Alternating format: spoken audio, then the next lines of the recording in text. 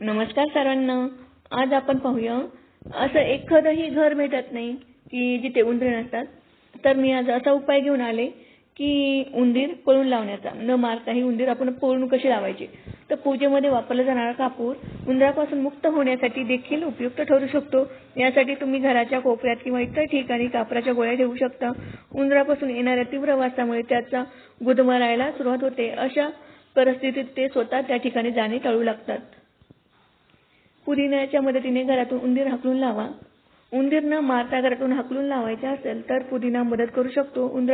उंदरांना त्याचा वास आवडत नाही. अशा परिस्थितीत घरात किंवा इतर ठिकाणी उंदीर जास्त दिसतात अशा ठिकाणी ठेवा. मग उंदीर घराबाहेर पळून जाऊ शकतात.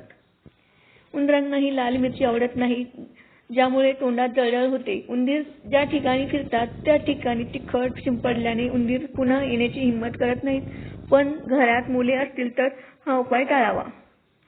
कांदा आणि लसूण स्प्रे तुमच्या घरातून उंदीर घालवण्यास देखील मदत करू शकतो. यासाठी कांदा आणि लसूण रस एका स्प्रे बाटलीत भरा आणि त्यात थोडे पाणी घाला. पाणी आणि रस मिसळण्यासाठी बाटली चांगली हलवा.